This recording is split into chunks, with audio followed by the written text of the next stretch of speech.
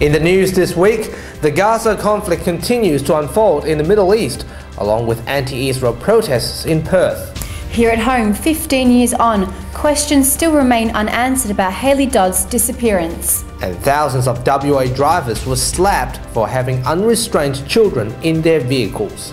This is the Evening News with Ivan Leung and Danielle Staniskov. Good evening. The warfare between Israel and Palestine was shown in Perth this week after hundreds rallied in the streets. Protesters demanded the war stop and urged international communities to sanction Israel. Here's Darren McErlain with the details.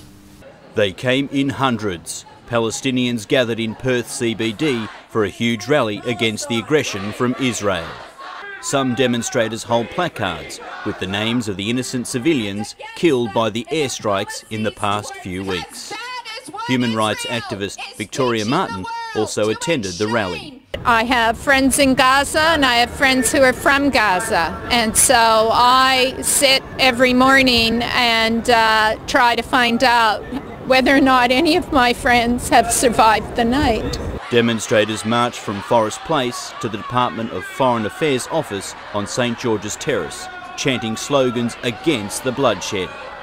They demanded the Australian government to end all ties with Israel in an effort to free Palestine. Darren McErlain, WAMN News. Meanwhile, there is no ending in sight for the fight between Israel and Hamas in the Gaza region. The 72-hour ceasefire on Friday only lasted for 4.5 hours before hostilities broke out again. More than 1,400 civilians have died in Gaza so far, with another 56 casualties in Israel. 53 of them were soldiers. The ceasefire agreement was announced by United Nations Secretary Ban Ki-moon and newer Secretary of State John Kerry. Israeli and Palestinian diplomats were invited to a meeting in Cairo by the Egyptian government, which aimed to reach a durable ceasefire. Where's Hayley Dodd is a question that has baffled Western Australia since the 17-year-old disappeared in 1999. With the mystery still unsolved over 15 years later, the Dodd family are living in intense emotional suffering. Hayley's mother Margaret remains hopeful that answers will be found. Here's Harper's special report. 17 at the time, Hayley Dodd, along with a friend, embarked on a working adventure planning to travel around Australia. They started off in Dongara, a town 350 kilometres north-northwest of Perth. Hayley stayed in Dongara for less than a week when, for unknown reasons, she left her friend and travelled 150 kilometres to Badgingarra after phoning a friend there and asking for work. From there, she started walking towards a friend's house down the Northwest Road when a lady, Margaret Johnson, saw her and thought she was a school child and stopped and asked her if she wanted a lift. So Hayley accepted the lift and she dropped her off on the Northwest Road, and around about 11:35 she vanished off the face of the earth. That was July of 1999. 15 years on, the situation remains totally and utterly devastating for Hayley's parents and 4 siblings. Over the years, we think that we're getting somewhere and then we find out it's just a wild goose chase. So you come down with a big thud. We've no choice, we have to get through the day. An extensive 4-week grid search was recently performed at a home in the area where Hayley was last seen. The current resident has no involvement in the case, however, the previous homeowner, who is currently in prison, is a person of interest. Hayley's case is still being investigated and we have to be patient and hope that the police's efforts come to fruition. Margaret would like for Hayley to be remembered as a sweet young girl that did not deserve this to happen to her. Harper, WAMN News. If you know any information about Hayley Dodd's disappearance, please contact Crime Stoppers. To other local news, the government continues their aim to improve WA's water source by announcing the construction of a new groundwater replenishment plant. As Kierath Taplin reports, drinking recycled water in Perth will soon become a reality. After more than 10 years' worth of discussion, WA will soon get its first groundwater replenishment system to stabilise future water source. The treated water will be stored underground for 20 to 30 years, then abstracted back into the water supply system. The advanced water recycling plant will cost $124.6 million, $24 million less than the original price tag.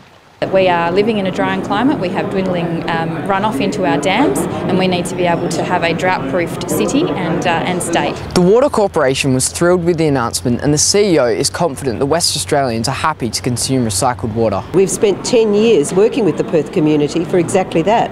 The focus groups, the visitors centre, we've had thousands and thousands of school children through the plant. The recycling plant will process 7 gigalitres of water every year, which can be expanded into 28 gigalitres to cope with the population increase. Kierath, Taplin, WAMN News. Click it or ticket is a message that some drivers in WA don't seem to understand.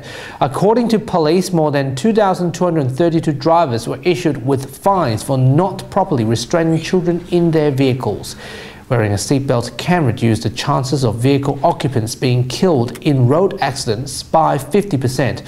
Police and Road Safety Minister Lisa Harvey urges drivers to take responsibility. So I'm imploring everybody right across the state to take that extra few seconds and make sure that seatbelt's done up.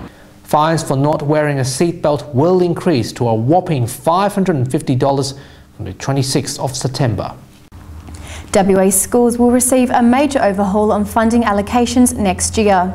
The policy change means that school funding will be based on the students.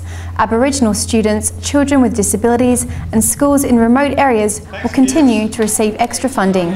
The Education Department said no schools will receive cuts of more than $250,000. Education Minister Peter Collier is confident that schools will be funded more fairly. What will occur is there will be a redirection of funding as per the recommendation of Professor Teese from secondary to primary, so that those early intervention skills are well embedded. Those foundation skills, those literacy and numeracy skills of the young children in our schools are embedded at an early age. And now with the top stories of the week in science, here's Cahli Samata. Thanks Ivan and Danielle, and welcome to Science. Efforts to control red fox populations in the southwest are being hindered by native species. Murdoch's Dr. Shannon Dundas set up cameras to monitor 7 ground-baited sites over 9 months. The cameras showed 99% of baits were taken by non-target species, with 95% being native species. Only a single monitored bait was taken by a fox.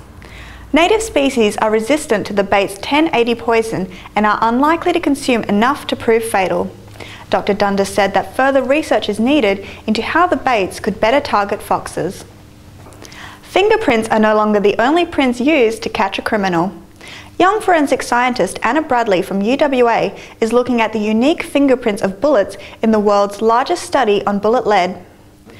Bullet fingerprinting involves determining a bullet's elemental composition, which can then be compared to ammunition found in a recovered weapon or in a suspect's possession. Anna's PhD shows that by being able to identify trace elements found in bullet lead, she is able to trace a bullet back to its origin.